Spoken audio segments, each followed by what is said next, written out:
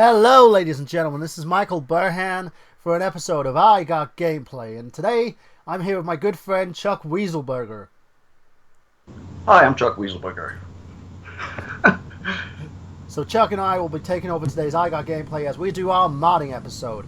And back to the English. Now, welcome everybody. This is going to be a great episode. This episode is going to be hosted by Sean Michelin there. Say hi, Sean. Hi, Sean. I really want to say I can go dumb as fuck to this. Right back joke. Anyway. Speaking also we have with us today as well, we have our very special guest back again, like the Renegade Master. People bow to the people. He is Mr. Untitled Movie Show himself, which is debuting in 2015 again this Sunday, and he is Mr. Miguel Leon. Hey everybody, I wasn't aware that I was a special guest. I consider myself a challenged guest, but whatever. Hey, you're special to me. So. Thank you. And I need you, so that makes you special needs. Sorry.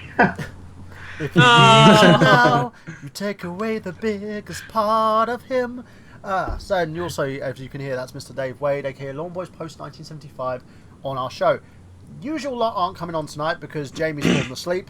Xander has rain and thunder and is too scared to go near his computer. And everybody else is just sick.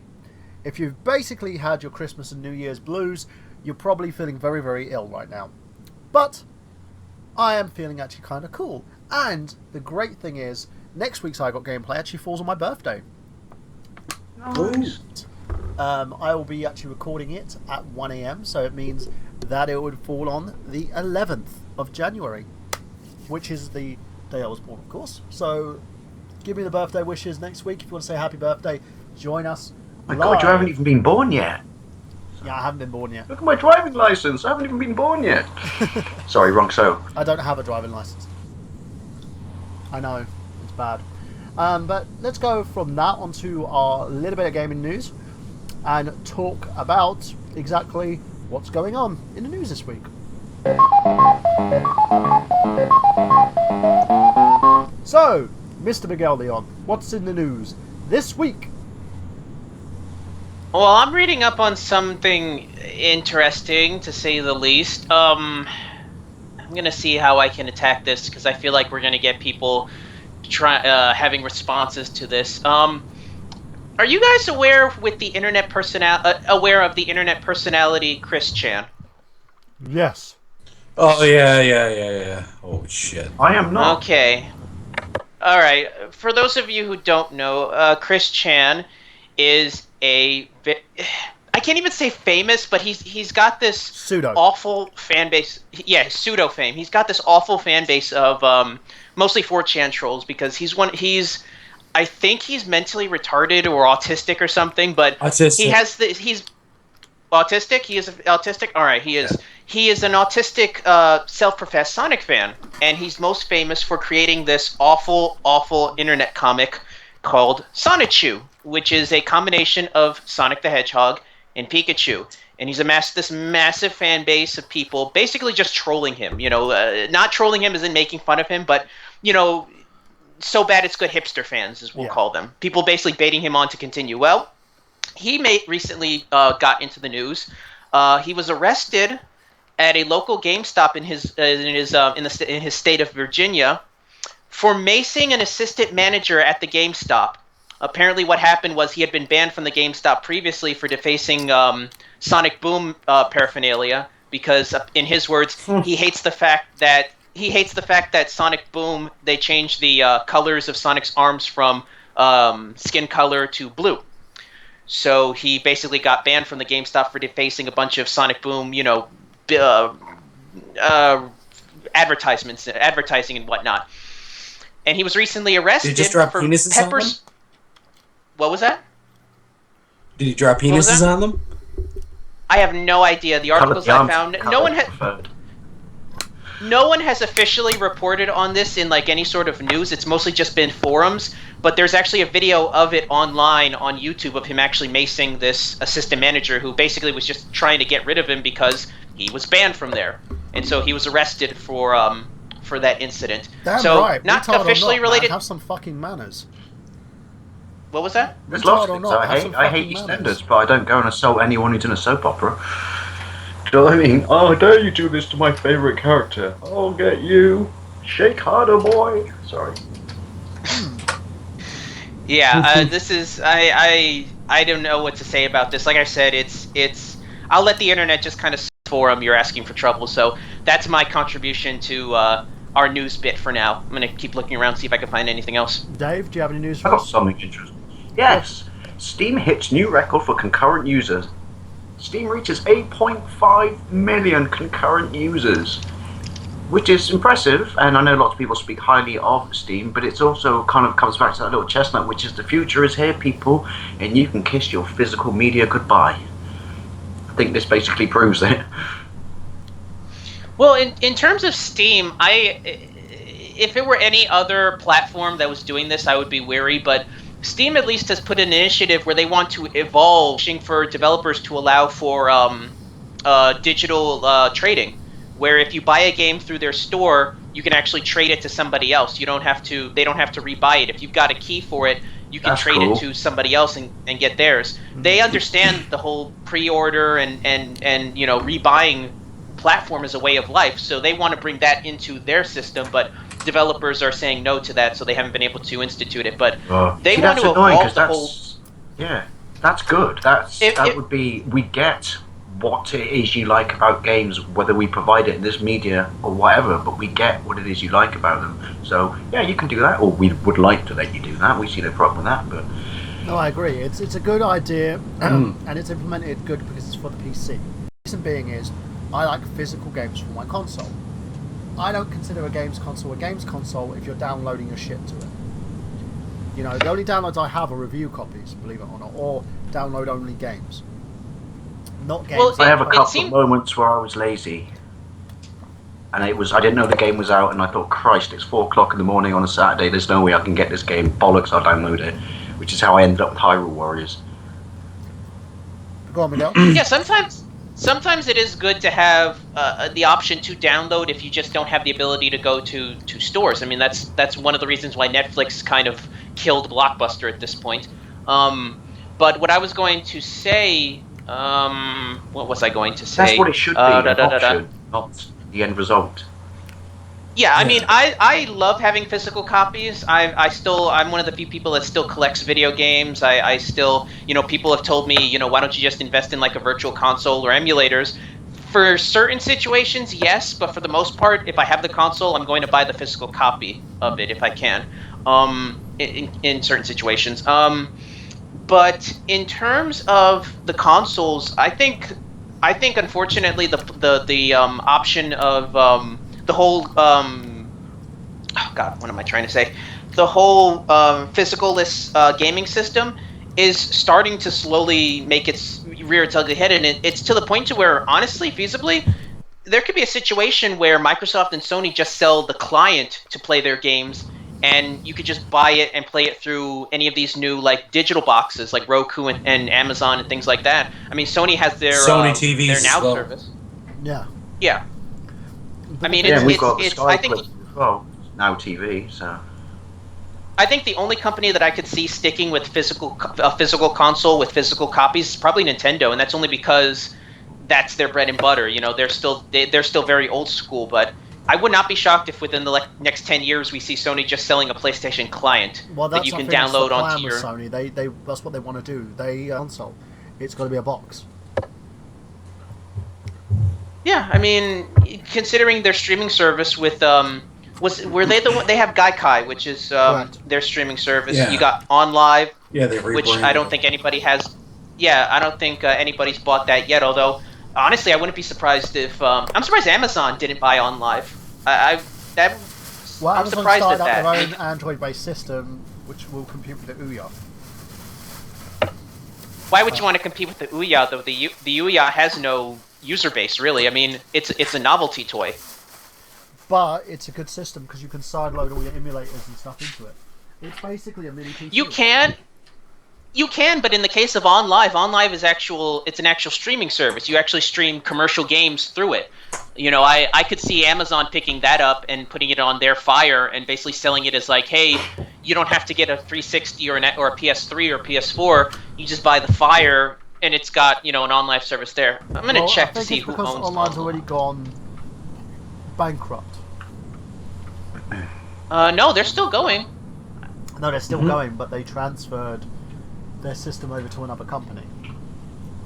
History, layoff, relaunch, released a new gaming service. Yeah, they online. Yeah, they did go bankrupt, but let's see, pre-launch. And they also released a post-launch. ton of employees who lost their homes because the company were being assholes. True, but the technology is still there. Like I said, if Amazon wanted to buy that service up and integrate it into the Amazon media, Amazon, didn't they just recently buy Twitch? They have, yes. Yep. Yeah. Yeah, has so been if they can good, figure but out a way they- to integrate all... Because they've gotten it What was away that? from Google. It was been good because they've gotten it away from Google's hands. But Yeah, that's what I was going to say. It's sad that Twitch isn't his own company or corporation anymore, but better them than Google.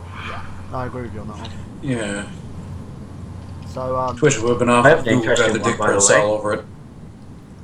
UK police arrest alleged PSN and Xbox Live attacker. 22-year-old who reports ties to Lizard Squad was arrested by hackers. it's probably some wannabe hacker like- trying to make a name for themselves, getting fucked up the. anus. Someone else was arrested by Finnish police, apparently, who is connected to it. Yeah. One to those people who rely on online play to kind of get your rocks off. It's only been a few fucking days. Shut the fuck up.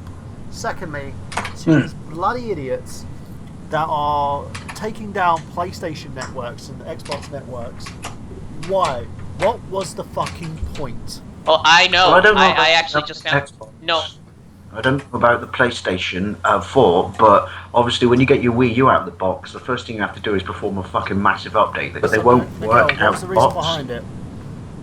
Okay, according to this article from PC Magazine, the reason is because Lizard Squad was actually using this massive attack as a test platform for their Lizard Squad Lizard Stressor product, which is a DDoS attack tool that they are offering to people for the low price of $5.99 per month. Or you have other options where you could pay a $6 per month subscription fee for 100 seconds of DDoSing per month, or up to $130 a month for 30,000 seconds of DDoS attack. So they're basically, basically selling doing it as cyber like- terrorism. Bugs, scary. It's ridiculous, and I think, as far as I'm concerned, I hope they all get fucking bloody put in jail and never let out. Right? Well, unfortunately, Here, Mr. let me- Burns got arrested in this country, so their reward will be going to prison for 1 year and 1 year only, and the taxpayer will provide them with a PlayStation 4. Yeah, they'll Which here's they can carry on. a quote. Here's a quote from the article, from the PC Magazine article. The group, which took responsibility for recent attacks on the Xbox and PlayStation networks, is offering several packages for its Lizard Stressor product, payable via Bitcoin, of course. They range from $6 per month for 100 seconds to $130 for 30,000. How long the DDoS attack will last? So $6 per month, you get to attack somebody for 100 seconds. $130 a month, you can attack them for 30,000 seconds. It's Well, stupid. you can use their own product against them. I That would doubt be it. alright. You could.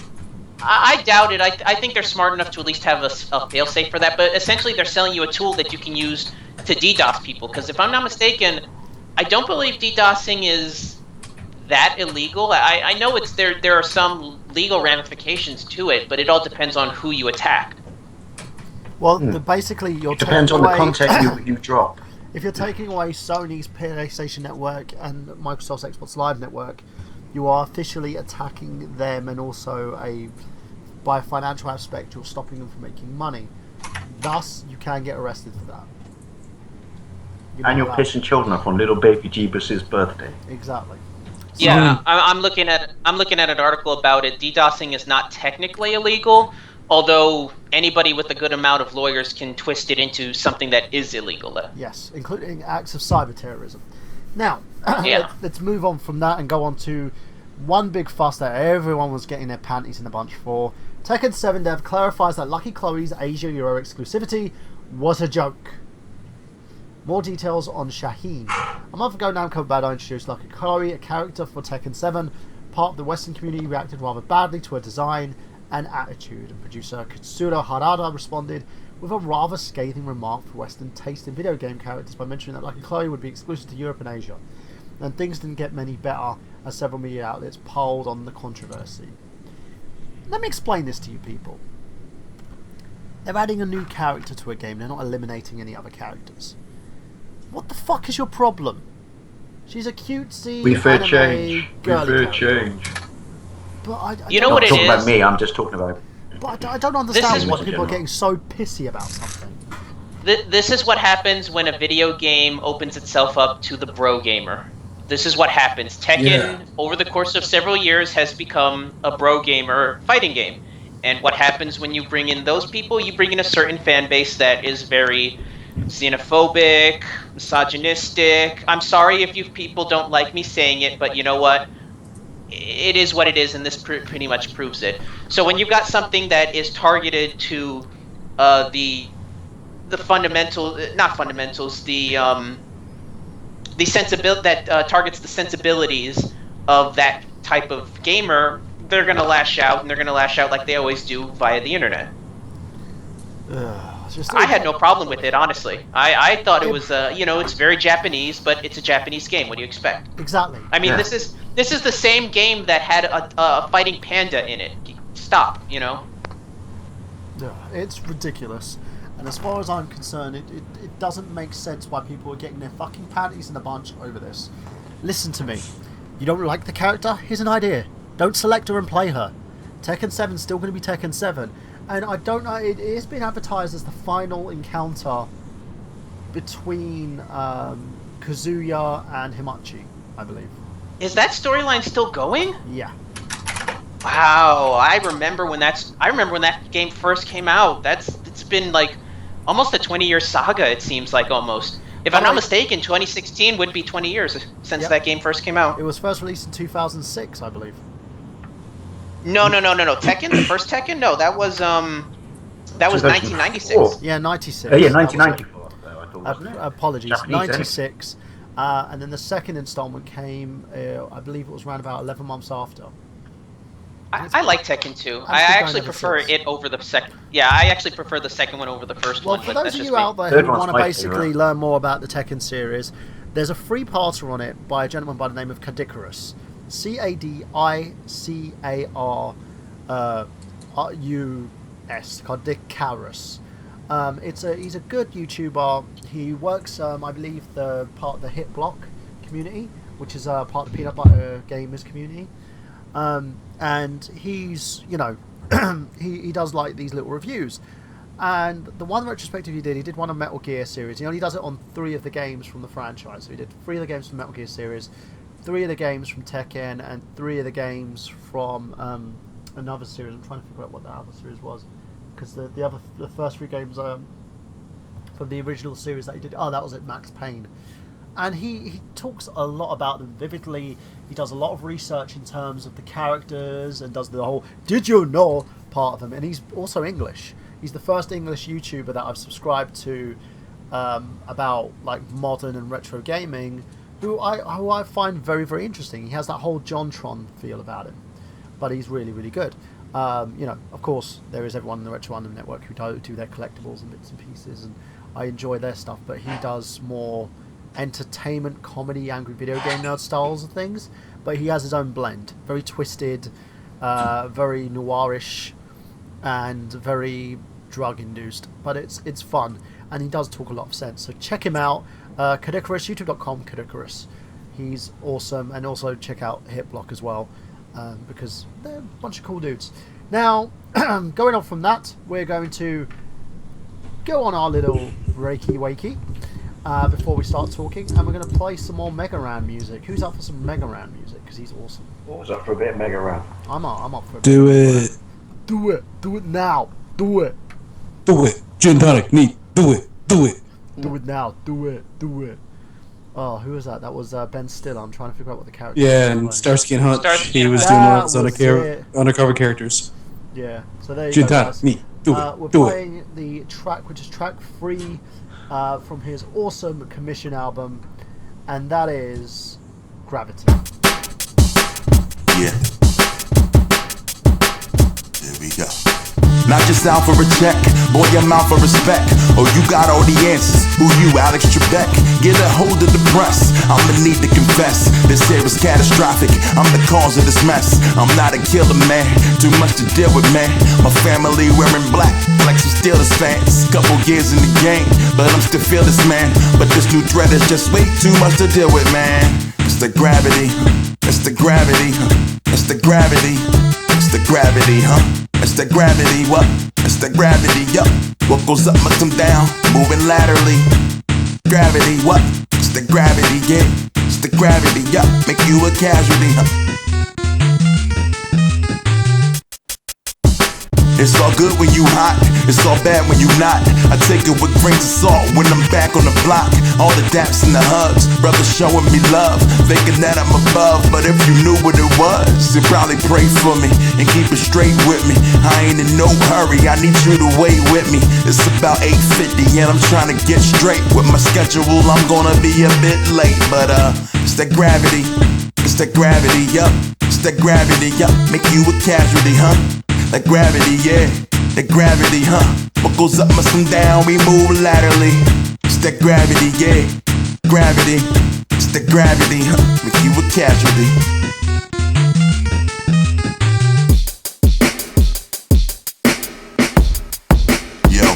Yo. I defy gravity, got them all mad at me, causing a calamity, but never a casualty. They drill you like a cavity, abundance to depravity. Saints turn to blasphemy, it happens pretty rapidly.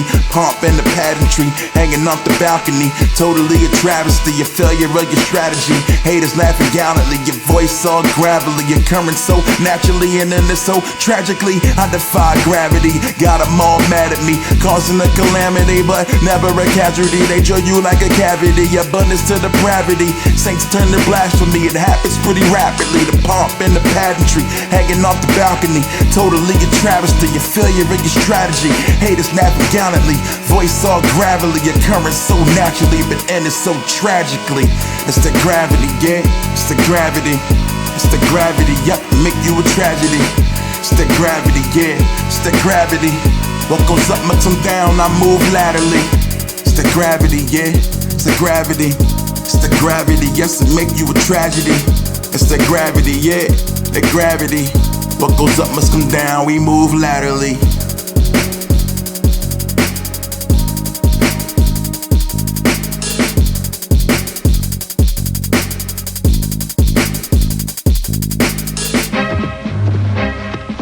Keep your eyes open, Rush.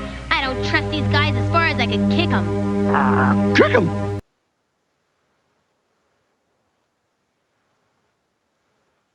There you go. That was Gravity from Mega Ran as part of his commission album. If you backed his Kickstarter, you would have got this lovely album for free, but it's also available if you go to his store at www.megaran.com. And this show is also sponsored by lafights.com. If you go to Nigel McGuinness's Kickstarter page, check out lafights.com, which is touted at being an alternative in professional wrestling 6-episode series in the same vein as shows like Breaking Bad. It brings a whole new spectrum into wrestling, gives the boys a new place to work, and also provides you an alternative to shows such as the WWE. If you love professional wrestling, then please support this Kickstarter, because if it doesn't get supported, we will be given the same old crap that we've had usually, and you don't want that. Gives the boys a new place to work, gives these guys an opportunity to do something, and give Nigel a chance to try and change the industry. Because in the end, if you don't want pure wrestling, if you don't want to give wrestling that chance, that shot in the arm that it deserves, then what's the point of watching anyway? So, you know what? You want to basically complain about the product, complain using your wallets. Back lafights.com. So go to www.lafights.com and support Nigel in his quest to bring back professional wrestling. Did you ever get him to record that soundbite of Slamcast before you guys after the interview? Yes, I did. Awesome. You should really tag that on the And at with the Sesky beginning biscuits. I'm going to actually do some editing tomorrow and do it. It's just like last week I've been extremely busy due to my young'uns being at the house. So now I'm kind of on my own. I can actually do that. Plus also do a lot of editing and other writing projects that I need doing. So let's go into tonight's theme of tonight's show, and I'm going to be passing the baton on to Mr. Sean Michelin, who's going to talk to us about modding. The modding community and modding has been ever since the dawn of the computing age. It's something that allowed the growth of the computing industry when people were able to code using the ZX Spectrum. Modding has since evolved, allowing us to hack consoles such as your Nintendo Wii, your Ouya, and also several other different systems, allowing us to do so far as even soft modding.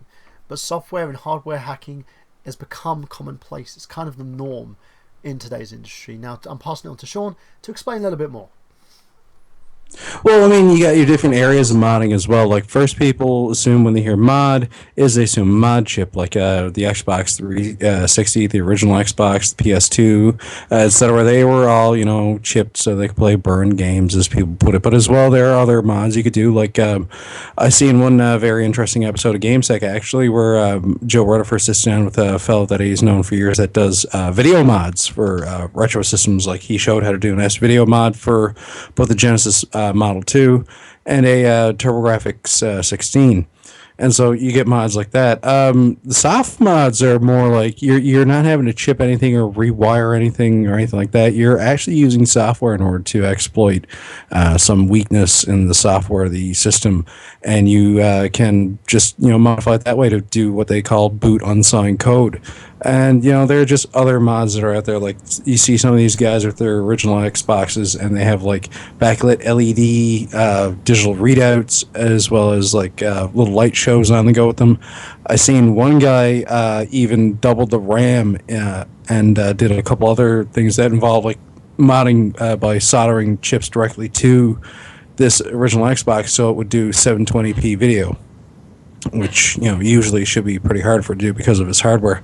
But I mean, yeah, and a lot of popular systems. Usually, people think about modded systems. They think about like the Wii, which is easily soft modded, or the original Xbox, which now is easily soft modded. It used to be that you get a Xbox Live Stealth chip or something like that, and the PSP as well. PSP is very popular for people who like retro gaming because you can do emulation on there with Homebrew, which I'll get into later as well.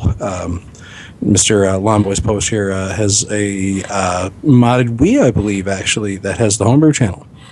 Yes, and I love and adore it, and it's the one system where I had to keep one system over everything else, simply because of, lots of people don't realise that once you mod your Wii, it's a pretty good all-round, I wouldn't just say gaming or emulation system, but actually entertainment system, because there is obviously a internet TV service of sorts on there, where people have, like, Family Guy running 24/7 and stuff. Did you mod it so that Showcast. Did you actually mod it so you can play DVDs on it?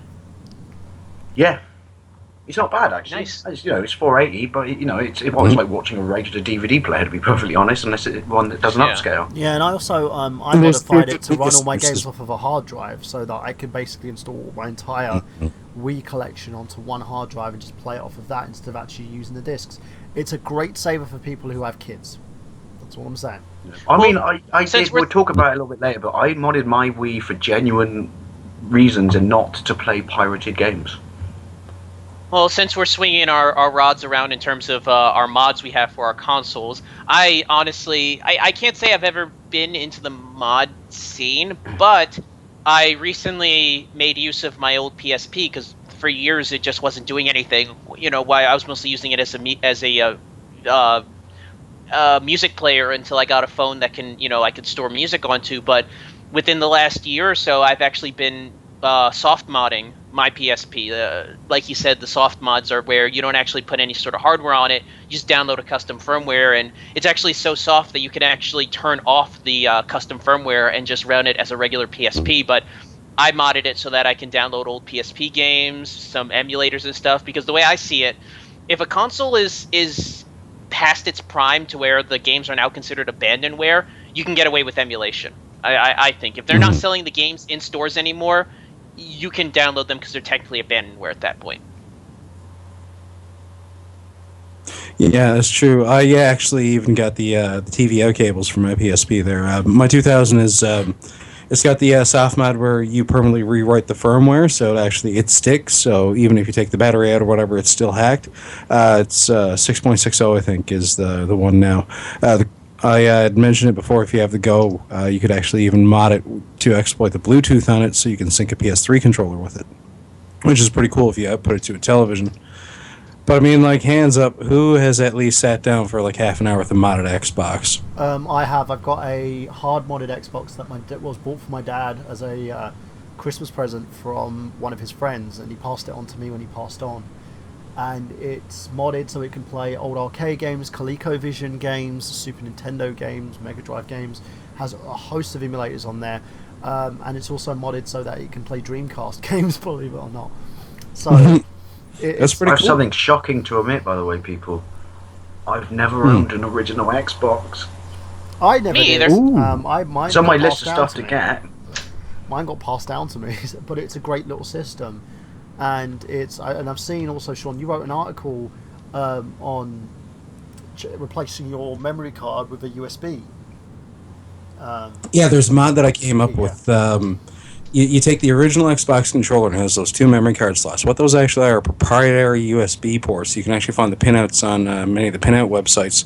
And what you do is you just desolder all the pins out of one of the card readers, and then you can just bodge it up with a little bit of hot glue and that, and resolder with some wires. You can put a female USB port in there, and you can just plug a thumb drive in and have the Xbox formatted as a memory card, or in the case of what I did, to go along with the companion tutorial in another article that I'd written, shows you how to mod the original Xbox by doing that mod and then just use a thumb drive and Splinter Cell. I actually have a little thumb drive that just has the mod files on it, so I can do it for people. I just take over my controller in the game and thumb drive, and I set them up in that, and then I have a disk image there and go through Samba and drag on a disk's worth of emulators and that, and away they go. Tell us a little bit more about what other mods are out there, because I know there's Retro Unlim. Before we basically were like a website, there was a company called Imu Unlim, who was hosted by Stephen Richards, and they used to have variations of certain games. They were the first site to actually have the proper rip of Mario 64 that was actually ripped from the cartridge on the N64. They uploaded that, and the amount of downloads were impeccable.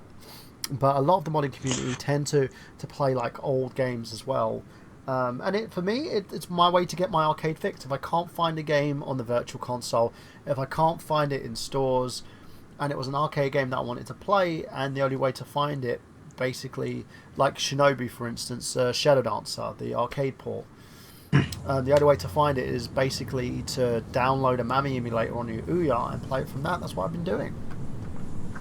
Yeah, there's some games that you can't really get a hold of because there never were physical copies. Golden Axe 3, I believe, for the Genesis was that way. You cannot find a physical copy of it. Yeah, It was a Sega Channel game.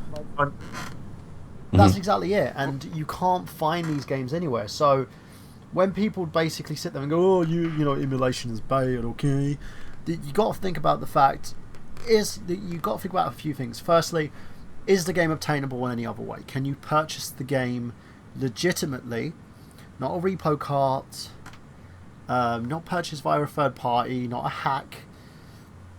Can you purchase it legitimately? No? Can you purchase it for a reasonable price as well? That's is a valid. Is it available via a virtual console in any of the stores? No? Then I don't see a problem. You know, in my opinion. Well, we're also taking a different angle with this. We're talking about emulation. Sometimes the simplest reason that people mod their consoles is for region locking. I know I know, for instance, I have a buddy of mine that has a modded old-fashioned PS2 just so he could play his copy of Marvel vs. Capcom 2 that he bought in Japan. He bought a copy cheap over there, but his console didn't work, so he modded a PS2 just so he can play that. I mean, it isn't even a situation where you're trying to rip anybody off. You're trying to play games that maybe aren't going to be available here in the States, but you want to play versions of them overseas. I mean, how many games? We can do a whole episode on games that have never made it overseas, but you know, that's one of the reasons why it isn't even to steal anything. Yeah. So that's exactly the real reason. If I give you the story why I modded my Wii was, it kind of got changed at the last minute. I don't know what it was. It was to do with Columbia or something, and obviously Sony Pictures own them now, don't they, or something? And obviously the Yeah. PlayStation 3 at Sony the time always was so owned when. Columbia and Yeah, Sony so have when- been in bed together for God knows how many years. So when Ghostbusters was coming out, and it was coming out to the Wii, and I was super excited because obviously it was like a PlayStation 2 port, but actually has a really, really good, decent, motion controls. And then it got announced literally a couple of weeks before that it wasn't going to come out for at least 6 months. And I remember being so pissed off. I said to my mate on the Friday at work, I do nothing about how you even would mod a Wii at the time. I remember saying to my mate at work, God damn it, I'm so pissed off. And he goes, well, I guess you're screwed, Dave. And I said, no, I will find a way to play this game. Then I went back to work on Monday, and he said, do you find a way? And I went, yep, it's coming off eBay. And I just modded my Wii. And that was off the Twilight hack, which is, it's not impossible. Well, it's not impossible, but it's not, like we talked about before, didn't we, like Banner Bomb. It's not a comfortable hack for people like me who don't like taking around. Yeah. It could, 9 times out of 10, this It hack sounds can bit- brick. If you don't know what you're doing, you could brick your system. That's one thing that we I have ha- to say there. And I will point out that no member of I Got Gameplay or Retro Unlim or any other site that you download and choose to mod your machines from is responsible for any brickage of your console. I will put that out there right now. And trust Yeah, me, when I was we're- doing it, I don't know if you got the same screen in North America, and this is just a PAL thing, but when I was doing the Twilight hack, there's actually a screen that pops up on your system that says, and I bricked it then, it says, Nintendo says you should not be here. Seriously. But I didn't do it for any illegal reasons. I did it, I mean, it's my, I got an EverDrive on my TurboGrafx, I got an EverDrive on my Mega Drive, but what I like about my soft modded Wii was I'm sure it's probably a little bit more portable than people like Xbox and shit. But I ever have to go to like a hotel for a couple of days or something like that, then I take that because the sheer amount of stuff on it means I can still get my retro fix without bunching around a bunch of consoles, if you know what I mean. So, but Well, yeah, wait I a did minute, it you purely had- so I could purely import Ghostbusters, and then I imported Tatsunoko versus Capcom. Yeah, because Which there's two did eventually variations. come out. The UK and American port, some characters have been removed. The Yeah. Japanese port, you get every single characters apart from the new characters that were released as part of that. Who wants to play as Frank West? I mean, seriously, come on. But no, I modded it for that because there was no sort of Street Fighter equivalent of Marvel vs. Capcom on the Wii at that point, or any decent Street Fighter game on the Wii, and it was a year before it came out in the UK, and I thought, bollocks, I'll have that. And so I imported Dave, that. as an that- aside, did you ever see the Tatsunoko vs. Capcom official fight stick for the Wii? Yes, I don't own it. I would love to own it. It's a Woody in a can. Oh. Mm. And I even Well, first completed, don't ask me how, I did it with a massive amount of walkthroughs, but I had to because I can't read Japanese. I completed Monster Hunter Tri, the Japanese version. Ooh, nice. That was a lot of work Very and a nice. lot of reading. But Well, I kind of want to bring up. I don't know if you plan, if you have a setup for how you want to do this episode, but I do have one question I want to ask you. You said you've done hardware modding before, Sean? Yes, I have. All right, I have a question. I'm thinking about modding my PC case. I'm thinking about cutting. I'm trying to cut a hole in the top of it so I can implant a speaker. What's the best way to cut through a metal PC case without damaging it? I haven't found any specific Well, ways of. If you've got everything gutted through, your best bet is either get a hacksaw, drill the holes in each corner, and start off with a little hacksaw. But you can, if you got access to a jigsaw, like those little things for that's how I rooting did out my wood a fan, bit. my external fan, actually. Yeah, you can get a hacksaw blade for them, and they'll just zip right through that. I And back then in the just day, sand it I off the- overclocked my PC so much that you One could at a- actually one at a- see heat one at a distortion time. coming out the back of it. So I did what you did, what you said there, Sean, which is I drilled 4 holes, got a jigsaw, cut it around, bought an external fan that I ran off the floppy drive's power, and had a chunky switch on the outside I bought from a Lecky store just to turn it on because this thing was running so over its needs, like heat-wise that, And so, that's what I did. I remember that. It wasn't pretty, What? but... Is it possible to do this with a Dremel? Because I honestly don't know if I'm gonna ever have. What was that? Yes, you can. Just go buy yourself one of the little tubes of the cutoff discs, and just very slowly across the length of it, you just dry out your lines and just follow your line with it, and after a while, they'll just cut right through. You might want to get the tube in case you might accidentally twist a little bit and snap your disc, so Yeah, just have a few of the little cutoff discs. They're not expensive. Most hardware stores have them. There's usually even a Dremel section in some better hardware stores. I might have to check that out because I've been wanting to install an internal speaker into it so I can use it more as a media box. Because I tried to have some people over to watch some movies, and I realized, wait a minute, I don't have speakers for my computer. I usually just use headphones, so I'm gonna probably do that soon. So yeah, I just wanted to ask that Why don't question. you just install just create an external speaker box for your system and then plug in your audio outlets on there? I have no more room on my desk. I've literally got my computer on it. I've got the router for my cable, my wireless router, my monitor. Because I have PC speakers. I've got proper PC speakers, but I literally have no room on here. And plus, I kind of just want to mod my PC, a little bit more. I mean, a good way going about that is go get yourself one of those little 12-volt PC speaker setups, and then gut the thing so you get the amplifier circuit, and as well the speakers, and wire it up for mixed stereo. So you just run both channels of sound into the one speaker. But as well, you power that speaker setup off of one of your SATA power supply. You can get the SATA pinout cables that'll allow you to just hook straight in and just put like a little line fuse on it. But yeah, you could power that on and have an actual little speaker with a nice volume on it, and put a nice little aftermarket speaker in there. So you got your amplification circuit for your sound with adjustable volume and that, and probably some alternate volume audio controls. And you can put a nice speaker actually in it, then go out and shell out like $30-40 for a decent car one or something. Well, no, I gutted one out from an old computer case, like the little speaker that plugs right into the motherboard. Oh, okay, but yeah. I was gonna do that, but that's not a bad idea. Because I've got really old PC speakers. I could probably gut those and maybe see what I could do in terms of installing them into here. But yeah, I'm gonna have to think about that. Yeah, if your power supply is Molex, even better. You can just go buy a little Molex connector then and just wire it off of a couple of the... you can find the pinouts for what a Molex pinouts do for the 4 different wires. But yeah, you can totally do that and then have adjustable sound and everything on it.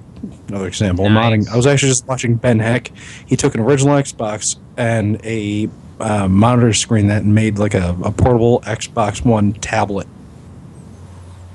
Yeah, Ben Hack is great. I mean, he really is one of those guys that if you've never seen Ben Hack, he does some amazing things. He pretty much was the guy that popularized the idea of taking consoles and making them portable. I mean, you see that now with a lot of these aftermarket consoles that have screens and you could just plug an SNES cart into there. This guy was doing that like at least almost a decade ago.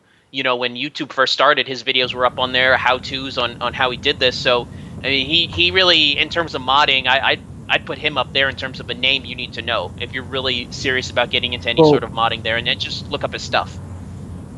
Yeah, I was seeing his work in the late 90s, early 2000s, in the old days of the internet, and it was his portable Atari 2600. And so that was, that was sweet. He did that.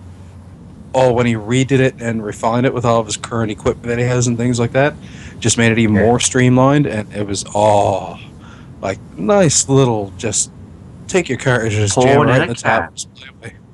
Oh, definitely got a little bit of mahogany on it when you think about that. Yeah, there's some great portable mods out there. In terms of the way we wanted to do this episode, do we want to get into maybe kind of the early days of modding and kind of where the whole modding came from? Because I'm just kind of reading up on it, and I've got a few things I want to say about it, if you don't mind. Well, I can tell you why the PlayStation comes down to the same reason as my Wii. I had a Japanese PlayStation and I could do disk swaps, but it was taking a toll, on the system.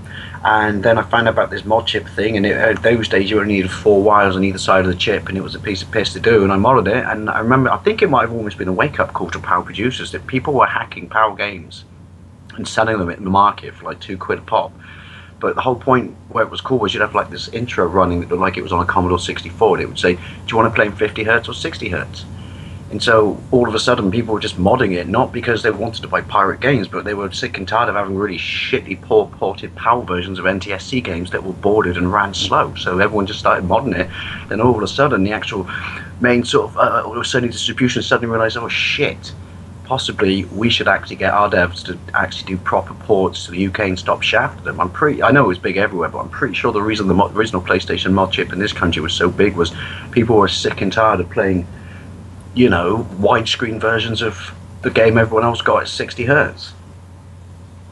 Yeah, and along with that too, like even back in the Mega Drive and Genesis days, there people were doing region mods on there where they put I think it was a 3-position switch, and you could switch between Japan, North America, and Europe for the region. Like you take like Streets of Rage, and when you switch to Japan, it's all in kanji except for the name, which it's a different name the series goes under in Japan, but allowed you to be able to just take any Mega Drive. Yeah. Pretty much. Yeah, that's what it was. But yeah, you could play them on any different. Well, all Mega Drive games. yeah. I know this isn't about modding, but the reason that was all Mega Drive games, at least in this country, up till 1992, had both the variants of the ROM on it, didn't they? They had Japanese, and they had the PAL one. Because I remember thinking when I bought my original copy of Bare Knuckle, before I bought the Japanese one. I bought the English one from downtown, and I slapped it in, and I was like, holy shit, it's Bare Knuckle, it's not Streets of Rage. Oh, that's right, I got a Japanese Mega Drive. And also it meant when I got to play Sonic, unlike all my mates who had there, because my Sonic, I bought the original English one, my Sonic ran in 60 hertz. And all my mates were like, wait, mine doesn't look like that, that's not fair. Japanese Mega Drive, bitches, is the future. What is the difference between 50 and 60 hertz? Like, is there really that big of a difference? It's a lot faster. Speed. The quality's a lot better, and there's less pixelization. Yeah. Well, at but the it's same also time, the speed you guys doesn't have... just affect the gameplay; it affects the speed of the music and everything. Yeah. Well, to be fair though, you guys do have the leg up because you have the RGB setup, which has more. It's a higher resolution, but a higher resolution and can actually do red, blue, and green. But at the same time, I guess it's the 50 hertz is kind of the drawback.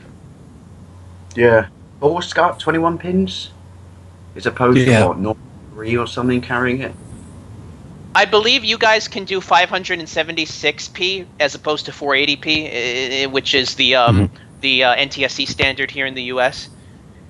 I remember I was reading up on it because I was looking up ways to mod the N64 because I heard the 64 originally was meant to have SCART playback, but they took it out at the last minute. But if you have an older generation, like first gen N64, you can actually mod it so that it outputs in RGB and SCART. And it actually, from what I've seen, looks really good. Like if you've got a TV that has SCART capabilities, if you mod your N64 to do that, it really does boost the quality. And all our HD TVs still have it as a standard.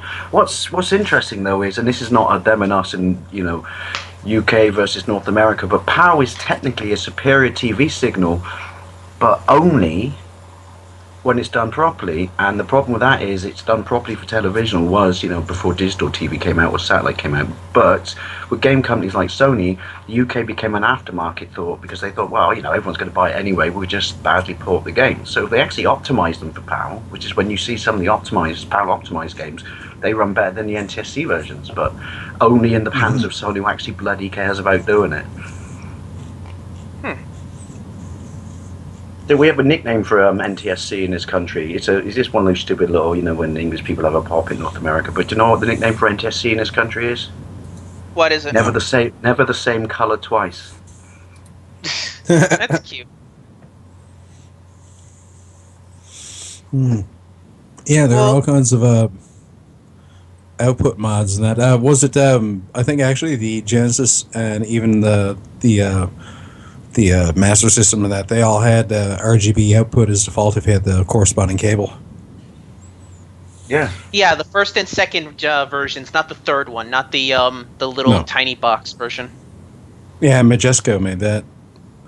Because when I did buy my my midlife crisis, when I bought my Japanese Mega Drive to repiece my game collection together, I did actually. It was one of the things I did make a point of doing was, and maybe that's why when the gameplays I do them on an HD TV, they still look alright. Is I actually spent a lot of money on a really, really decent SCART cable, like a gold-plated one and everything, like a proper one. It cost me £45. I thought there's no point cheaping around on this and it looks bonza, to quote the Australians.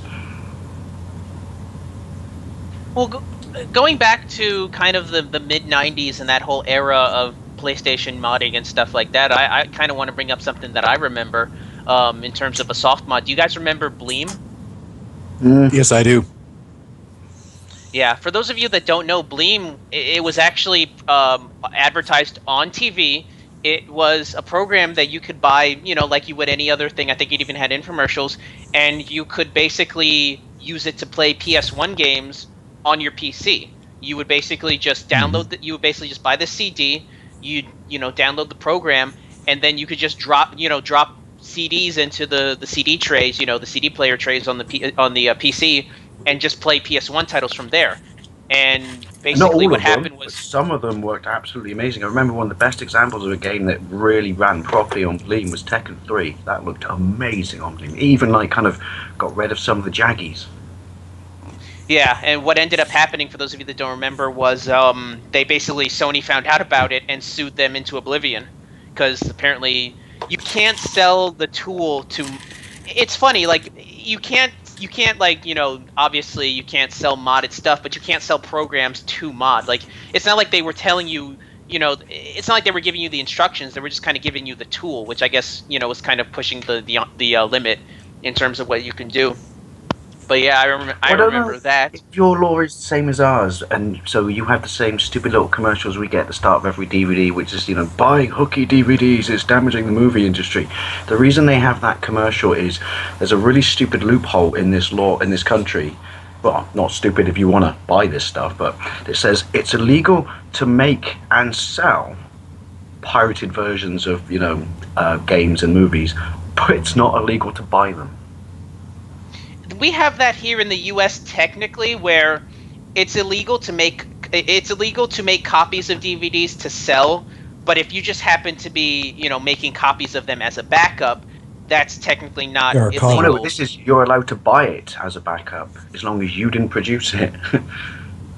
Oh, like, so you can basically buy bootlegs.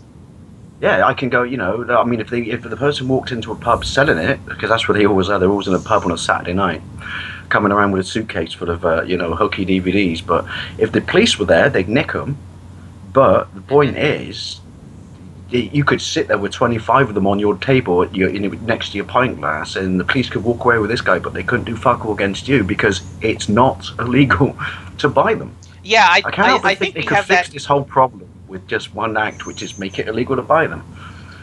Yeah, I think we have that here in the U.S. because I remember growing up in the Northeast and just walking down places like Broadway or Broad Street and just seeing vendors selling like VHSs of like tapes of movies that were still in the theaters, but it was that kind of like shaky cam where it was like the contrast was too high and it was in the back and you could hear people talking, but that kind of stuff. So yeah, I think we have that here as well. It's not quite the same thing, because I know it's not about games, it's about movies, but before sort of, until they finally fixed it and made movie releases in the theatres pretty much sort of universal, when DVDs first came out, and obviously it gave you that even before you could hack it, it gave you that 5-choice change. People in PCs would buy 2 DVDs.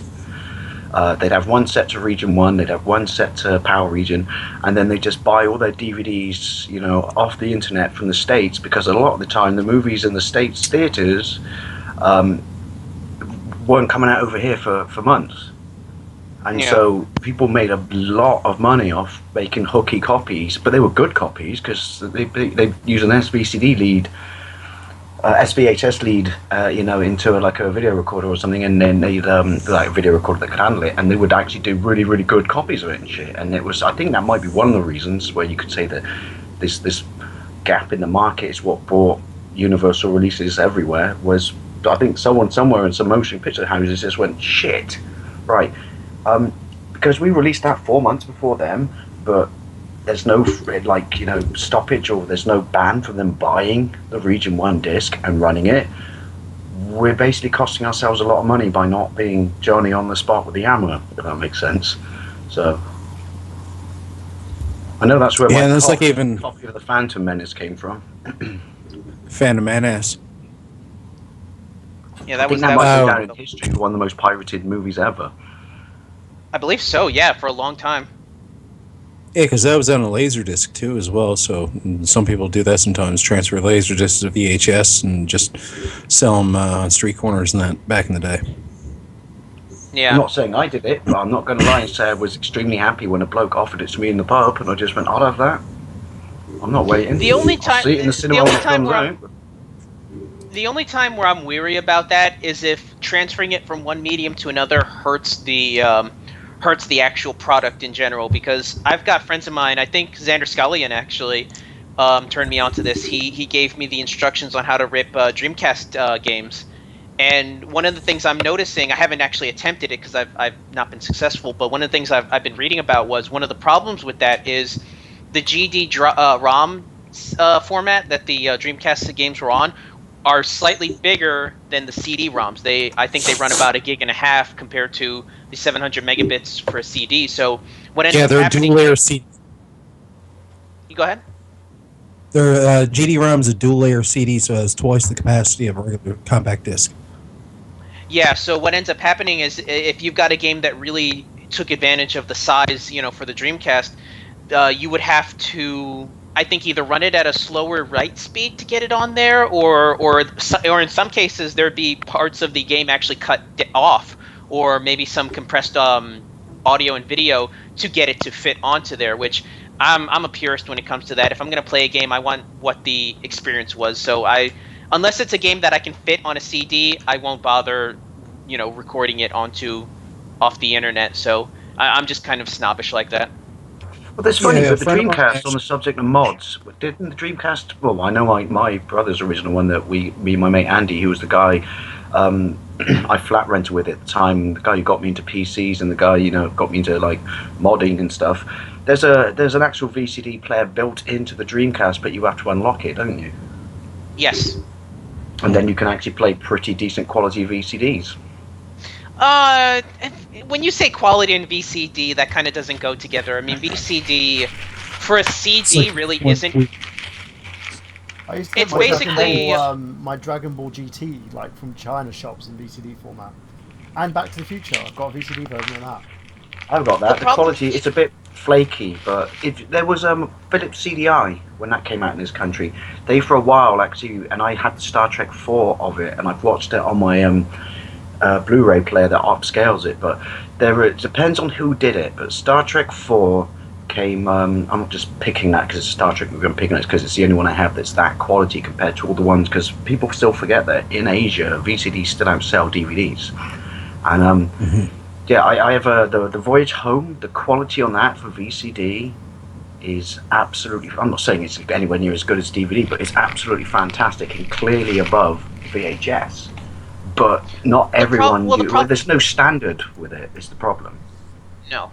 And the problem is that, in order to get that standard, you would have to splay out a movie across several CDs. So a lot of times in porting, the studios would basically be like, well, we can get this widescreen version of a movie running at 320 by 240, or but we would have to chop it across, let's say 7 or 8 CDs, or I we have can compress it Fellowship down. of the Ring on VCD, and it's the extended cut.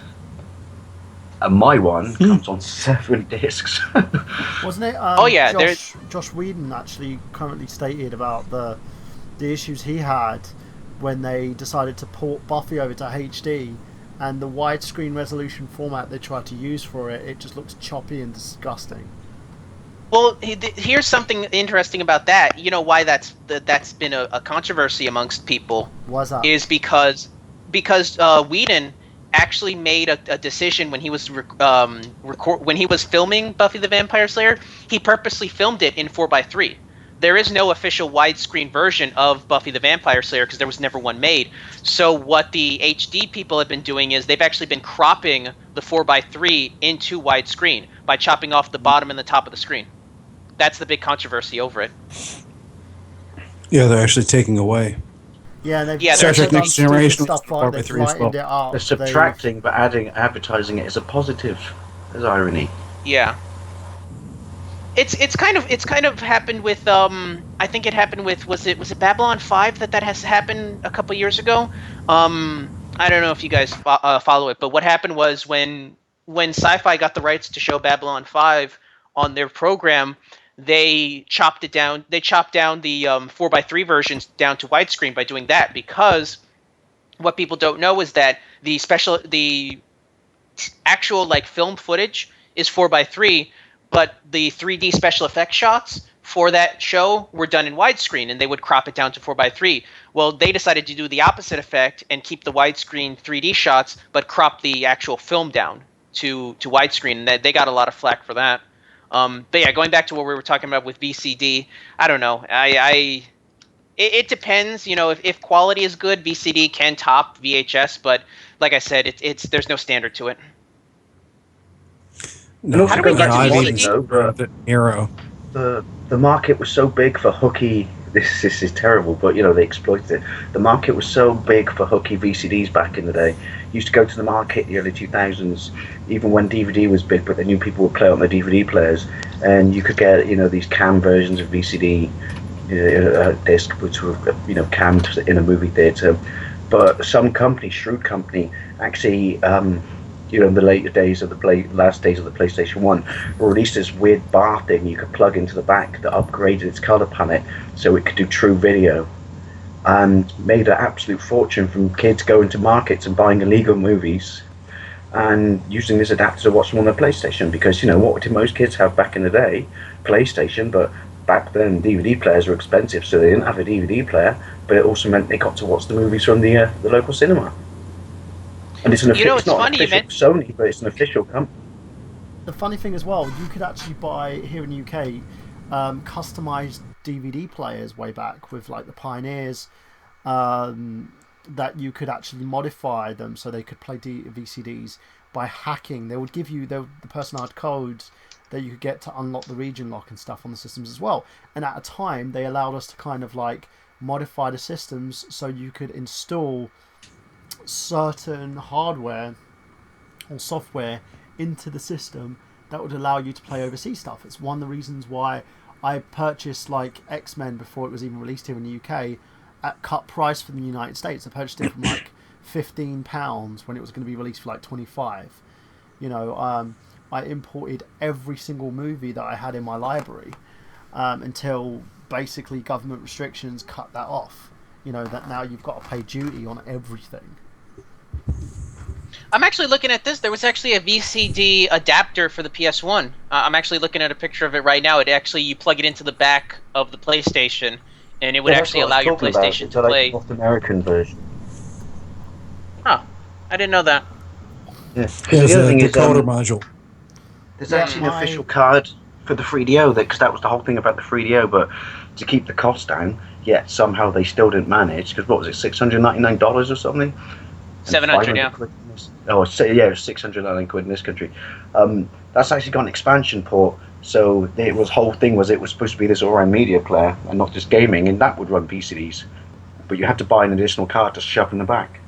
Yeah, the same thing in terms of your PCs. You could purchase unlocked, region-locked, like DVD expansions that you could plug into your PC so that you could play like region-free DVDs. It was a great system, and it was something that was very highly utilised back when in my younger days. Well, I don't know if it was the same in North America, but in this country, when PCs, if you built them yourself, got slightly more affordable and weren't the preserve of rich businessmen who didn't want to play games anyway, that was the route back then. I mean, DVD players now, you can pop into Walmart and buy one for £17. But back then, DVD players were ridiculously expensive. So you either did that, or you bought yourself a video card and you bought yourself a 90 quid, DVD drive. Because my first DVD player was a 6-speed Pioneer that I used on my PC. And and then the Power DVD came out and you could hack that, which is obviously software. And yeah, that was the original route for most people in this country to get onto DVD, because it was so Just really expensive. quick aside of that, I was into the store here called A.R. Rossi, and they're selling these little $30 DVD players. They're component, and they're also PAL and NTSC. Are they called Malata by any chance? No idea. I think they just use some Have a look. weird When I lived store brand there. when I lived in Canada from Radio Shack, before they stopped calling it Radio Shack in Canada, I bought something called a Malata 393 that was a ridiculously cheap DVD player. compared to some of the, you wanted one that would region convert, because the problem with PAL is it's not about region free, it's a TV signal that's completely different. It has to be converted to work on NTSC. You can't just flip it like we can with yours, if that makes sense. And yeah, we walked into this Radio Shack, and me and every other expat in the company, once I said, oh my god, I just bought a $49.99 DVD player called the Malata 393, and it was the size of almost one you would stick in your PC, and they go, what's so good about that? And I says, it plays all this shit you want from England. And every single expat went and bought it. I think all my entire company cleared that store out in lunchtime. Oh, Jesus. It cropped them a little That's bit weird, pretty but you know, it was kind of cool, because this is like 2006, and so at that time, that was when people were buying weird boxes and converters and doing all kinds of workarounds. And then this tiny little DVD player came out that actually said on the box, didn't even hide it. So for all intents and purposes, it didn't even have to say you have to hack me or anything. I play PAL out the box, and look how fucking cheap I am. And after that, I just remember writing home to my mum every week and saying, here's a list of movies I need to pop down to Asda and buy for me. Because we got 28 days later, way before you guys did. Yes. And it was same thing with Taken. It was kind of the reverse. So I remember when I got that copy sent over to me, and I was like, look at me, people, look at me. I have this movie you have yet to see. Who wants to come around my house to bring back? Yeah, and there's that reminds me of a little mod that a lot of people do, and you can actually buy aftermarket cases for them for the PS2, and that was the little swap trick for the PS2s. You could buy actually a flip top case for the FAT. So you could it's good for like Guitar Hero. There are people who've done custom games of Guitar Hero where they've made their own songs, and then they've taken like songs that they never had the rights for and did their own homebrew levels for it, but you had to swap the disc at boot. And that's what I did. It gave the FAT a flip top lid, and you could actually do the swap. Nice. I know, going back to modding on consoles, my first mod, I don't know if you guys had this, that I did for my PlayStation 2 before I actually soldered a chip into it, which was a lot more difficult than when I had to solder one into my PlayStation 1. I can remember that. I'm like, hey, no fair, 16 cables? I want 4. This is complicated. And I remember looking at the board that I had soldered on, thinking, that looks like a picture of the Earth from space. I don't like that. It's right. But I had a very interesting radio tuner in. You could plug an FM radio tuner into your PlayStation 2, and the disc that it came with it that you had to use to boot up, and it was a genuine software product. Just someone realised you could do this, and this is why everyone bought it. But the disc you used to boot up the software to actually use it, why would you want to use your fucking even then your PlayStation 2 as a radio? I don't know. That's to preserve my car, and you could use this disc as a swap disc. Or like a boot disc, and you could actually play PlayStation 2 imports at 60 Hz with no mod on your UK PlayStation 2 by disc swapping with a program that was actually written to let it, run radio signals. And I guess again it was something that someone just realised that they must have bypassed or circumvented something in the system, but someone found out that this disc that was generally intended for people to listen to fucking Radio 1 was, hey, wait a minute, you can play import games. Did anyone remember the other little thing that that the PlayStation did that came through the magazine called Bleemcast? Yes. Oh yeah. You could. There were two different versions of Bleemcast. There was one for one of the Gran Turismo games and one for Tekken 3, and you could take those games for the PlayStation 1, run the Bleemcast loader, depending on the corresponding game, then run that PlayStation game on the Dreamcast, and it looked fucking better than on the PlayStation 1. I've actually tried Tekken 3 with it. I thought Bleemcast, at least in this country, was a genuine product, wasn't it? No. No, actually not just a magazine. It came free with the official Dreamcast magazine. Yeah. I bet they raised some fucking eyebrows when they did that. Well, yeah, Sony nearly sued them for it because they were infringing on their copyrights. But it was fun. It was like they basically ruled out in court that the company could do it because they weren't modding any hardware. It allowed you to play like the Sony games on the Dreamcast, and it didn't, it didn't do anything to Sony. It just gave them a secondary outlet to play their It was games. never intended to be for the purpose of pirating. It was No. just, hey, these are still original games, and they work on here. Yeah, but the thing is, you could. They're not actually modifying the pirate- original content. Yeah, but you could actually pirate games and install them onto a disc, and then copy them on there. But But then Sega lost a trick anyway, because they had fuck all copyright protection in that system anyway, well, didn't they? Yeah, it's because they decided on, instead of hardware, the majority of the system was actually done on software. So they had minimal hardware in the system, and everything about the game was installed straight on this. Well, let me There's- bring up something. Okay, go ahead. Oh no, I was just going to say for the PlayStation 2, there's actually an interesting soft mod where you just mod the memory card, and then any kind of game images you get to run off the disc, you just patch them, and the patcher patches the game image into a DVD video image, and all you do is you just make sure you have that video card, that memory card in there, and it'll load burn games that way. You just have to have a tricked up memory card. Well, Free I think McBoot. yeah. When you're talking about consoles and modding and things like that, I think honestly, you mentioned the Xbox earlier. To me, that's when console modding really became more of a thing. Was when the first Xbox came out, because when it first came out, a lot of people realized they basically Microsoft didn't really. When they made the Xbox, their idea was to just make a Windows box for regular people. So all it was just regular x86. Yeah. So a lot of people realized that, and that's why you had so many people modding the Xbox to do all sorts of things. I mean, if I'm not mistaken, there was already online clients for the Xbox made before Xbox Live came out because people modded them so that they could play them online. If I'm not XP mistaken. Connect. XP Connect is the name of it, and that was for the original Halo. So you could play LAN parties over the internet using tunneling software. Yeah, So you could have VPNs. like a VPN.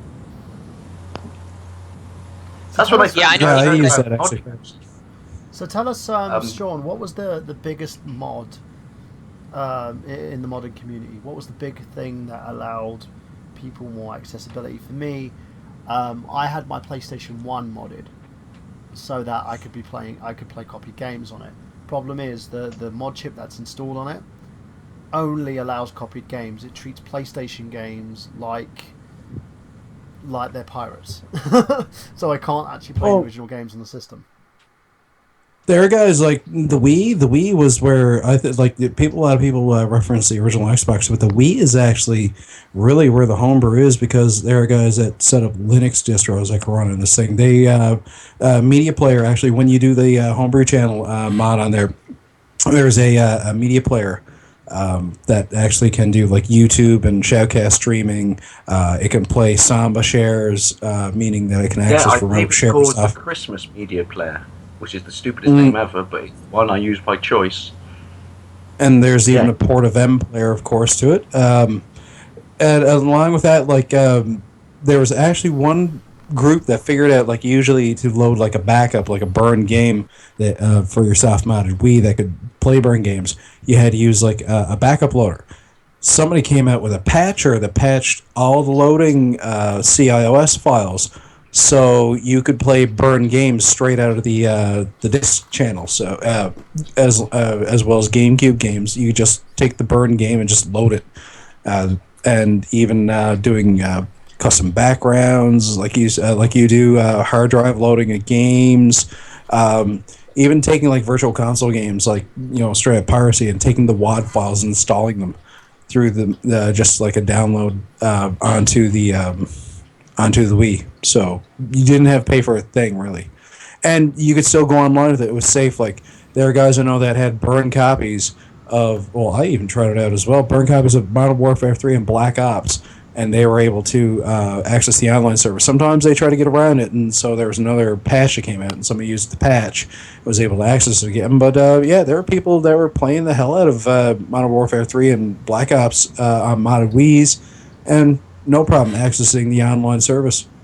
I had So that the as Wii well. trick you can do as I well, could play but it Mario takes strong Kart, nerves. because before I purchased an original copy of it, I had Mario Kart Wii playing from a backup disc, and no one turned me off on the online system. I was using the online service until they discontinued it. I did it once, I flipped it back afterwards because it sounds brilliant, but in actual sort of reality, it's not, because of getting funds and stuff. It's really difficult. But you can actually set for a mod, set soft mod hack. You can actually set your Wii U shop up, or your virtual, your current, it's still there on the original Wii. Because I think you're right, Mike. Now it's just available through the Wii on the Wii U, but you can actually set your virtual store to Japan.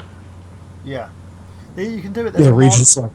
There's a way that you can actually I don't know if you can do it anymore, but you used to be able to access your PlayStation 3 American and Japanese accounts. So if you find like a local place in the United States, you could put that address in, register an account in the United States, and play a downloaded game, or even buy credits from websites, so you can have like an American like currency or use Japanese currency, and you can purchase those titles. And because your PlayStation 3 is region free, you can play any downloaded title from Japan or the United States and pop it onto the system. Yeah. I don't really have much to add into this. The only console I've modded is my my PSP. I'm working my way up from handhelds to consoles. Although I did see a really simple DIY mod for the PS2 to play backup games, so I might have to look into that. But if we're talking modding, there is one aspect that I've been really getting into that I kind of want to bring up, which is modding games. Yeah, I don't know if that's something that we were going to bring up, but that's something I kind of have a lot to say about that. Homebrew games, yeah. Actually, for me, it's actually different. About a month or two ago, I was going into my Steam account, and I was looking up some of the games that I played, and I'd remembered that I had bought Doom 3 a while ago. And I was sitting there, I'm like, yeah, this game's good, but it really doesn't hold up in terms of like old like the tech behind it. So I looked online, and for about a week or so, I was downloading, testing out different graphics mods, different physics mods, different things like that. And I've got it running to the point to where it looks like, it looks like the re-release when they re-released Doom. It's got all the different like bloom effects. It's got, they fixed a lot of the normals. It really does look like a modern game by comparison. This is a game we're talking about that came out 10 years ago. So I started doing that with a bunch of my other games. I re-downloaded Morrowind because I have a hard copy, and I downloaded a bunch of mods for that. I was going to do it for my copy of Vice City, although I from what I've seen, you need a special tool for that, so I'm a little bit weary of that, but I may end up doing it for that. But I'm really getting into modding games, really for the purpose of just like updating them. Like, I'm not doing them to hack the game so much as I want to make them look better. There's some games that still play well, but just look like garbage by today's standards, Well, there's several hacks that the modding community have done with like Super Mario World, for instance, like old retro games. There's a variation of Mega Man. Lunar Magic. Yes. There's a variation of Mega Man called The Last Battle. That's currently out that you can play on any emulator, or even download it into like your SNES emulator, and it plays amazingly well. PlayStation versions. There's the one of the most popular games to hack at the moment is Minecraft. The amount of modding that there's done in that game is so expansive, it's ridiculous. Couldn't you argue, though, back on the PC that Counter-Strike, Half-Life Counter-Strike, was born out of people modding it? And it almost is a throwback to how people used to mod Quake. Because I remember in Quake, I used to run around in an Incredible Hulk skin. And they started modding it, because I believe Half-Life is a very, very, not modded because it's in real terms from the company's point of view, but a heavily modified version of the Quake engine.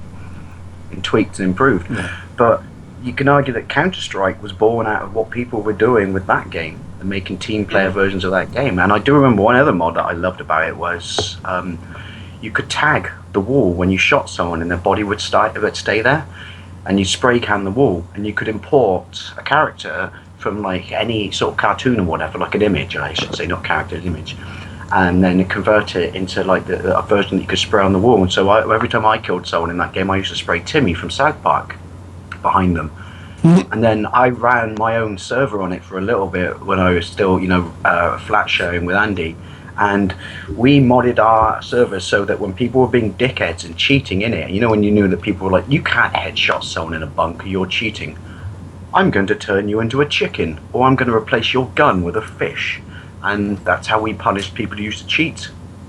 And that was all. Well, heck, if we're talking about mods and you know mainstreaming of that, I mean, look at Gary's mod. I mean, there's been whole games and things like that made off of that. You know, I mean, there's Gmod Horror, there's Gmod Murder, Prop Hunt. I've seen a bunch of Let's Plays of those games, and those are basically just that. You know, it's people playing around with Gary's mod. Team Fortress 2, the original Team Fortress was actually a Quake mod that people did before it became an actual like client itself.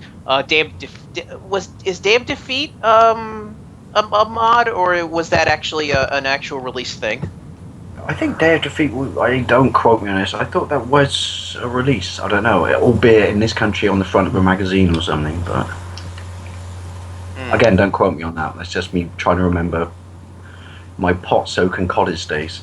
What's the most popular game you've played, Sean, that's been modded? For me, it's Fallout New Vegas. I use the Nexus Mod Manager now. You can use that to run mods on a lot of different games like Dragon Age, Fallout 3, Morrowind, Elder Scrolls, Skyrim, of course, as well. I usually play it on Fallout New Vegas because it allows me to expand my experience. Like, there's a lot of homebrew quests that people make, as well as weapons, graphical tweaks, and that. Now, some mods are actually good for, say, for instance, my computer's a bit older and I'm running Skyrim on it, and it was chugging a little bit because it, although it's the same engine as Fallout 3 New Vegas, it has some more LUTing stuff thrown in, and that can really bog down the processor. So what this mod does is it replaces the LUTing with just a bit of a color palette swap or whatever, and it increases the FPS like crazy. And it's a mod actually that I implement for using on my PC right now. But yeah, Fallout New Vegas for me, like a lot of different weapons you can get, or even like access like the little mobile store, what have you, wherever you are, so you can get whatever weapon you want, or a console mod, which means like you actually, if you're using keyboard and mouse, like I use it on the New Vegas on the PC, but it actually works with my 360 controller. Now and again, I'll use the keyboard and mouse because you can actually access using the little tilde key on the corner of your keyboard console commands. You can throw like 1,000 stim packs in your inventory or whatever, and then you exit the console, go back to the game, and boom, got 1,000 stim packs.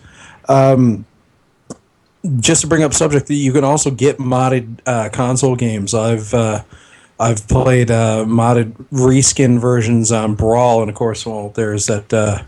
Was it Project Other M or something like that? Yeah. Or there's, yeah. So, but yeah, for me, it's Fallout New Vegas is really like my love right now. It's so great. Modding it makes it so much better.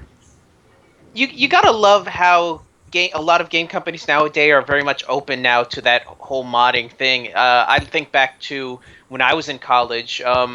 We all bought copies of Unreal Tournament because it came with the Unreal Editor, which my school at the time was using for just general game design. I mean, we learned how to make games using the Unreal Engine, and that's something that, you know, is used for mods and whatnot. But it's amazing that it used to be you actually had to like make a tool. You know, you would actually have to go into the code, make a tool of your own, and distribute it. Now, if you buy a game like Unreal or even with the Source Engine, you get all the tools there. You can basically just, you know, if you've got enough time and patience, you could basically make your own game. Yeah. My favorite, it comes back to what you just said there, Miguel, too, I'm sure, though. My favorite, most modded game ever, or fun I had with a game, and it was back in my PC days, would be the original Unreal Tournament.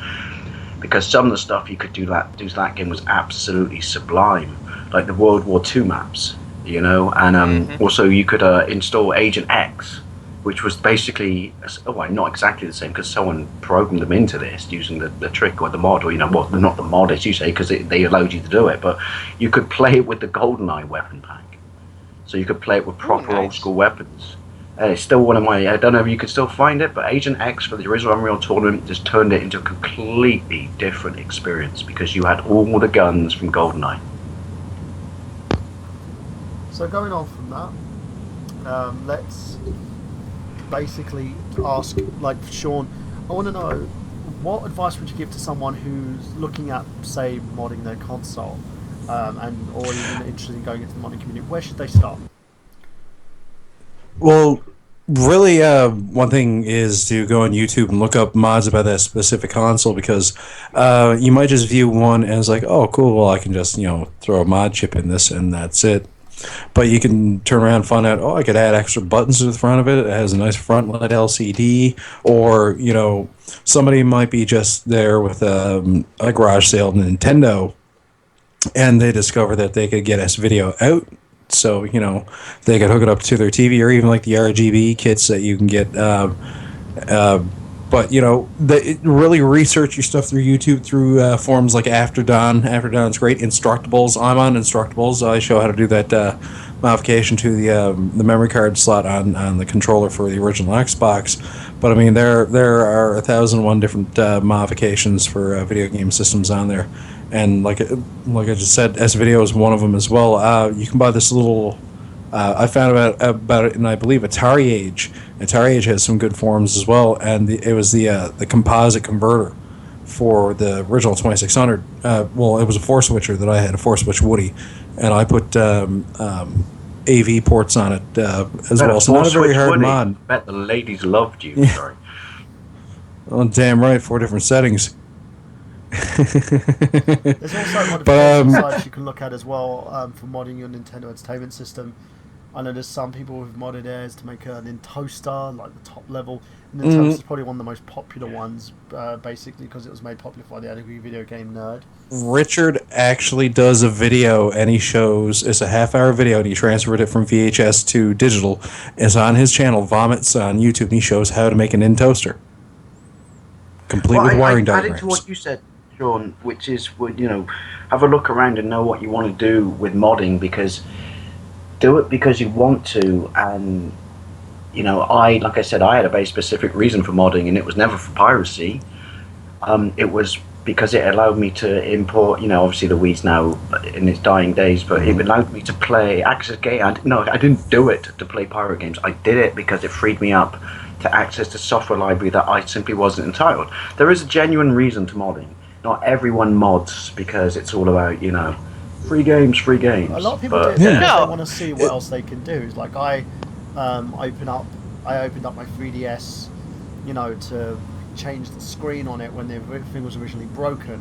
I opened up and fixed several different game consoles. I'm currently fixing a PS3 Slim, trying to get that back in working order again. A lot of people do this because they want to do something. It's a challenge. It's a challenge. Well, it is brain stimulated. For me, there's a mod. Well, sorry. I was gonna say, for me, one of the big reasons why I'm going into like just very, cosmetic mods for my consoles is I just want to make something that's my own. It's like, it's not enough for me to just have a Dreamcast controller. I want to see if I can get like I want to see if I can install like you want to personalize a new analog something and stamp yourself on it, don't you? Basically. Yeah, I want to see if I can get a new analog stick on there, or new face buttons, or it just could be something like that. You want to make it your own. You want to have something that no one else does. I mean, heck, I am gonna be buying an aftermarket analog stick that's a digital analog stick for my N64. It's one of the later years aftermarket parts that is more akin to the GameCube analog stick. I'll be investing in one of those soon and seeing how it fits on my N64 controller. It's just something to have that no one else does. Yeah, I'm gonna. I have to say, one of the cool things about modding was, particularly which my console of choice for modding would be the original Wii, and now we know you can do that side of your Wii U with it. Is the Homebrew channel? It is just one of the greatest things out there. Just you're bored, delve into the Homebrew channel. You just find something to use, and whether it's that fake fire scene in the background. To make it all Christmassy and shit. But I love that. But the guy who wrote, I got to mention it because we were talking about modding, even though I talked about it last week. But the guy who wrote "Pissed" on the Wii U Homebrew channel, sorry, he commented on the video gameplay I did of his game, and that was just kind of like, wow, small world. Bloke from the Homebrew channel. The modders from the Wii, the Homebrew channel and stuff, they always used to promote homebrew games.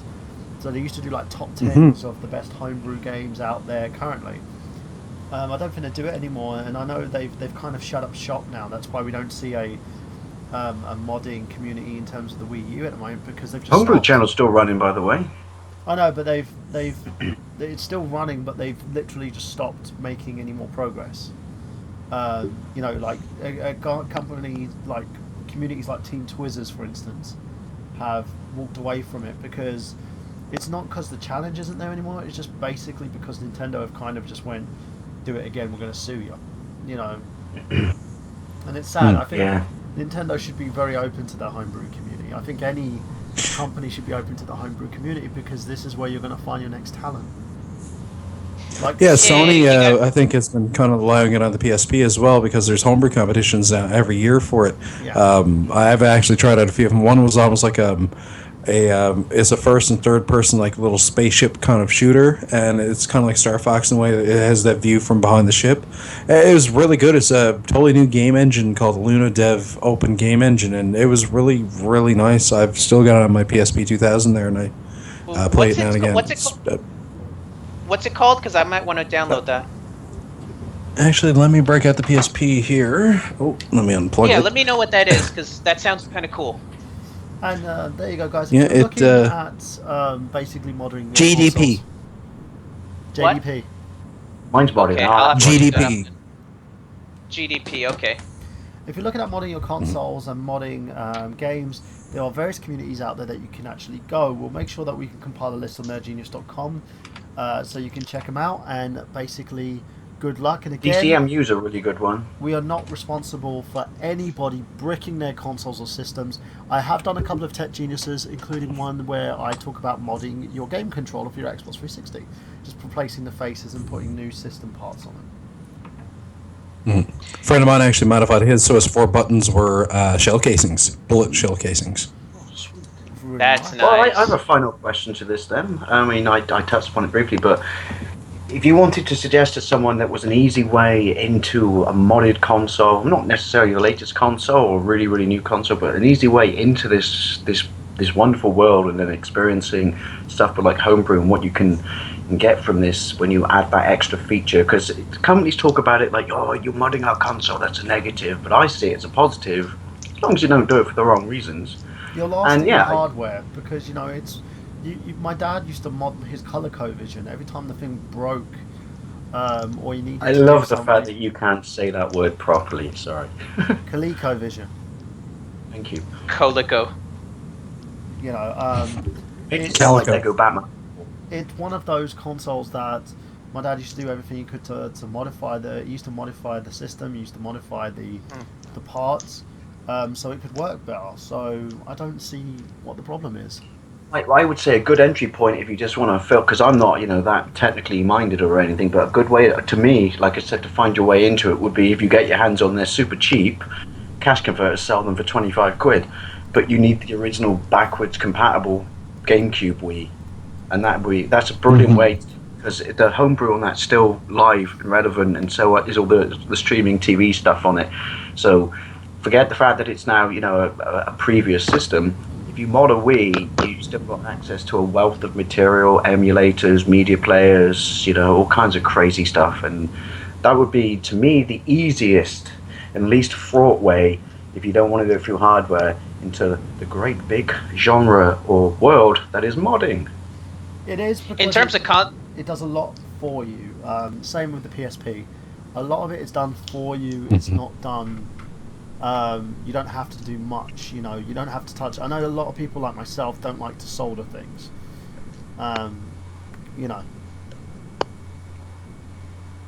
Yeah, it's true. With the PSP now, with the 6.60 firmware, really all you do is you just get the one file and it works with pretty much any model PSP, and it'll look at your model and say, okay, you've got a 3000. It means it can't be permanently modded, but we'll soft mod this for you. So here we go, and it does it for you.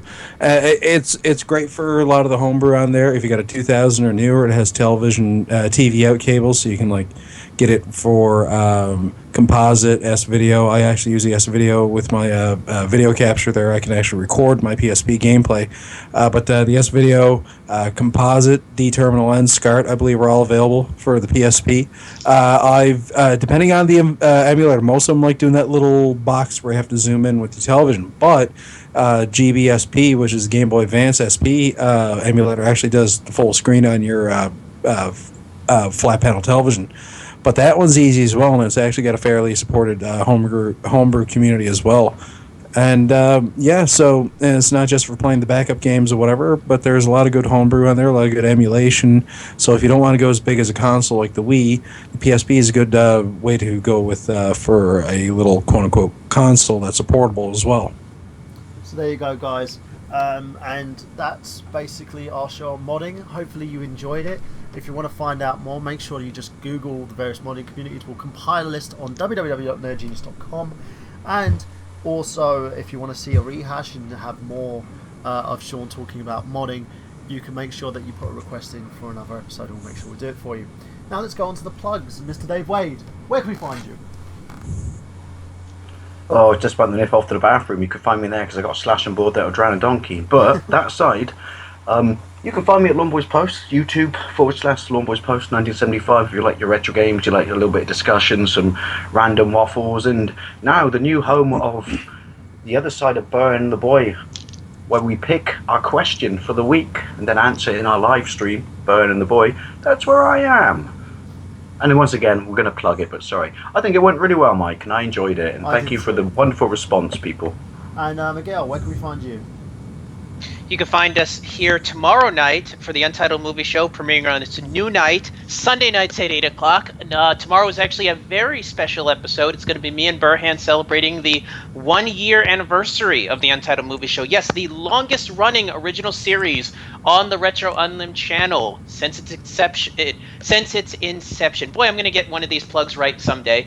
But yeah, it's going to be our 1-year anniversary, 8 p.m. tomorrow night. It's going to be a video cast. We're going to be discussing 2014 in totality and what to expect from 2015, and just kind of reflecting. You know, it's been a long year. We've had all sorts of guests come and go.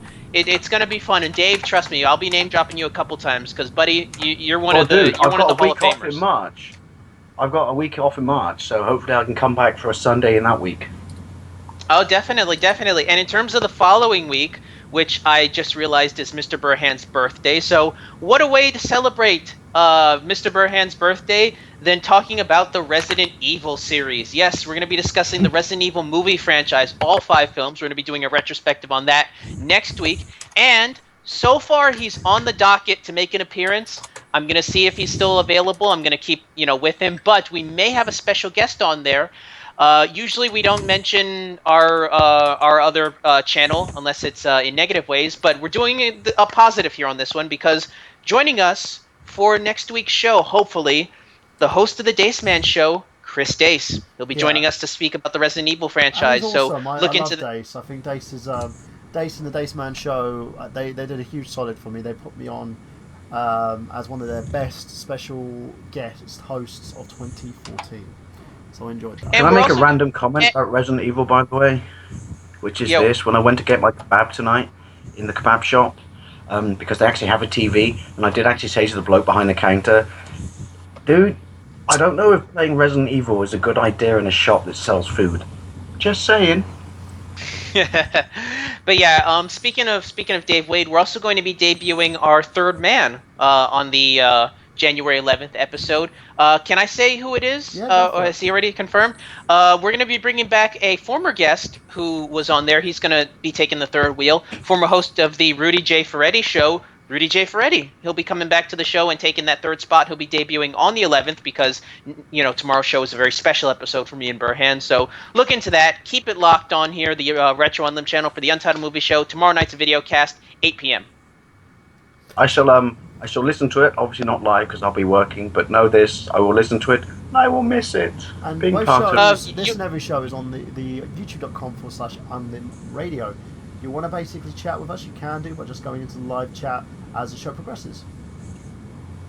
Mm-hmm. And you'll be watching us because it's going to be a video cast. I actually tested out my camera today, and it ended up messing up my computer a little bit, but I think I figured all that out, so hopefully we won't hit any sort of issues moving forward tomorrow. Of course. And you can find me on youtube.com. Can you link it on my channel, by the way? My Facebook page, sorry, so when I come home I know to watch it. youtube.com/TheNerdGenius. You can also find me on www.nerdgenius.com. We have an episode coming up of a rather British review where we're going to be reviewing WWE 2K15. That will be done by tomorrow. I know we keep saying it every day, but it will be done by tomorrow with myself, Brandon Ligon, Nick Horacek, reviewing the game. It's going to be a pretty interesting episode. And also, I will be reviewing Smash Brothers after that, and then Bayonetta 1 and 2. So make sure you check out the Rather British Review. Getting great reviews by people. People are loving that format, so I'm enjoying doing it. So as I'm enjoying it, I'm going to continue doing it. And now let's go on to our host, Mr. Sean Day Michelin, who will sign us off. So Sean, where can we find you? You can find me usually bouncing around on Facebook, Sean J. Michelin, of course, but as well, I do have my fan page, Dietlist79. It's also my YouTube channel, Dietlist79. And as well, besides that, I'm also on Instagram, and I'm also on Instructables for the subject of this video game system modding. I've actually got a couple of tutorials on there, tell you how to hack an original Xbox, and as well mod your controller so you can use thumb drives in lieu of memory cards. I'm going to be doing some videos soon with I've graduated from modding, and just for right now, all my retro gaming is done on my Raspberry Pi, and I'm going to be showing how to do the new version 2.3 installation, as well as all the ins and outs of running things like PlayStation 3 or Xbox 360 controllers. And besides that, I will be showing off a hardware mod. I'm going to be front light modding my Game Boy Color soon, so keep an eye out for that. But we're going to close it out here as I'm hosting, along with Mr. Michael Burhan, Dave Wade, and Miguel. All I have to say is, I got gameplay. Have you?